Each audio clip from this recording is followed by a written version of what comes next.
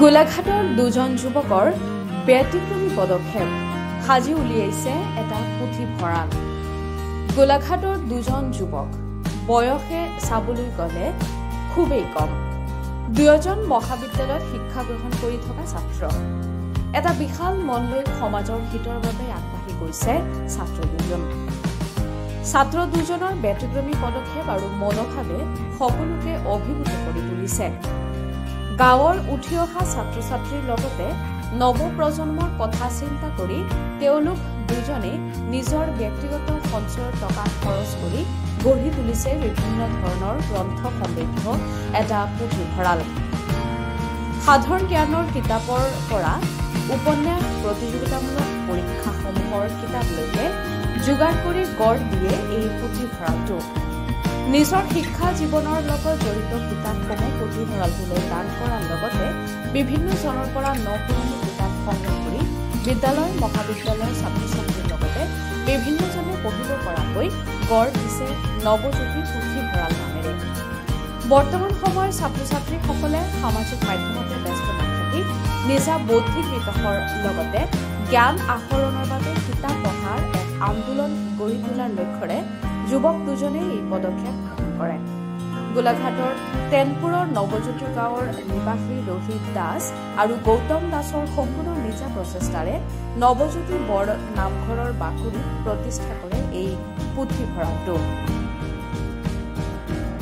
পুথিভঁৰালটো আনুষ্ঠানিকভাৱে শুভাৰম্ভণি কৰাৰ পাছৰে পৰাই যুৱক দুজনৰ ব্যতিক্ৰমী আৰু দূৰদৰ্শী চিন্তা চৰ্চাৰ বাবে সকলোৱে প্ৰশংসাৰে উপচাই তোলাৰ লগতে যুৱক দুজনৰ মহৎ লক্ষ্য আৰু প্ৰচেষ্টাক সমৰ্থন জনাই ইফালে কেইজন গণ্যমান্য ব্যক্তিৰ লগতে স্থানীয় ৰাইজে পুথিভঁৰালটোলৈ বিভিন্ন ধৰণৰ গ্ৰন্থ আগবঢ়োৱাৰ লগতে বিভিন্ন ক্ষেত্ৰত সহায় সহযোগিতা আগবঢ়ায়।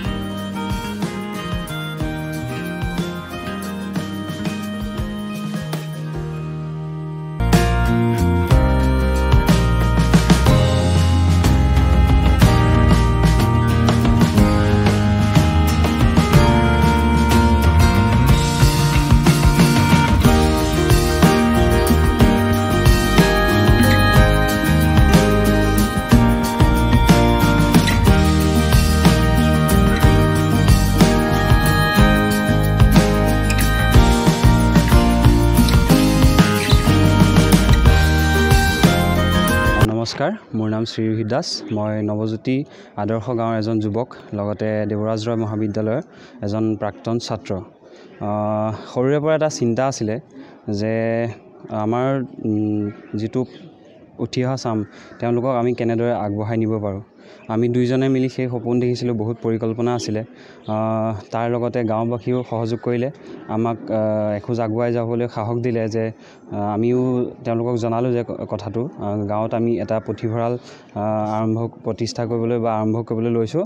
সেই ক্ষেত্ৰত সকলোকে জনাইছিলোঁ যে তেওঁলোকে নতুন পুৰণি যি কিতাপ পাৰে বা আমিও নিজৰ ফালৰ পৰা যি নতুন পুৰণি কিতাপ আমি সংগ্ৰহ কৰিব পাৰোঁ, তেনেকৈ পুথিভঁৰালটো আৰম্ভ কৰিলোঁ আৰু সম্পূৰ্ণ নিজা পুঁজিৰে যিমান পাৰোঁ চেষ্টা কৰিছোঁ যে পুথিভঁৰালটো আগুৱাই নিব পাৰোঁ।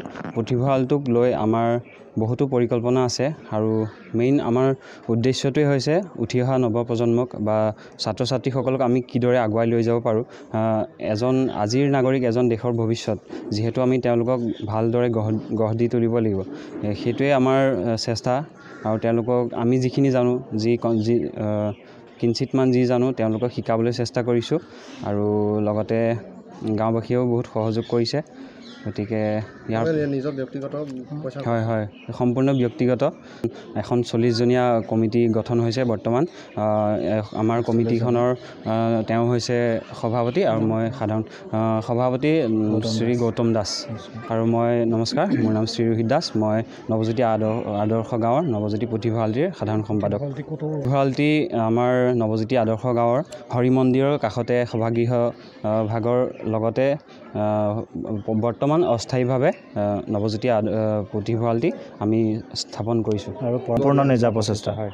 আৰু ভাবোঁ যে এনেদৰে প্ৰত্যেকখন গাঁৱতে এইটো ষ্টেপ লওক, এটা পুথিভঁৰাল গঢ় লৈ তোলক। পুথিভঁৰালটোৰ আঁৰ লৈ আমি যাতে ভৱিষ্যত আমাৰ যিসকল শিশু সেইসকলে ভৱিষ্যতৰ নাগৰিক যিহেতু তেওঁলোকৰ কিতাপ পঢ়াৰ আন্দোলনটো গঢ় লৈ তেওঁলোকৰ আগত আচলতে ইয়াৰ স্থানীয় যিখিনি যুৱক যুৱতী খুব সুন্দৰ এটা পদক্ষেপ আৰু তেওঁলোকৰ যিটো হেঁপাহ আৰু যিটো আগ্ৰহ দেখি নথৈ আনন্দিত হৈছোঁ আৰু তেওঁলোকক একদম ধন্যবাদ দিয়াৰ 100%ে প্ৰাপ্ত আৰু তেওঁলোকৰ উদ্যমত এই স্থানীয় ছাত্ৰ ছাত্ৰীসকলৰ বহু উপকৃত হ'ব আৰু আমাৰ অনুষ্ঠানবিলাকত তেনেকুৱা লাইব্ৰেৰী নাইকিয়া হৈ গৈছে এই লাইব্ৰেৰী যি উন্মোচন হৈ গ'ল তাৰ পৰা বহু উপকৃত হ'ব আৰু বহুত ধৰণৰ কিতাপ ইয়াত অনুদান দিছে তাৰ পৰা ছাত্ৰ ছাত্ৰীসকলে পঢ়িব আৰু এটা বিশেষ কথা যিসকল উদ্যমী ইয়াৰ সদস্য আছে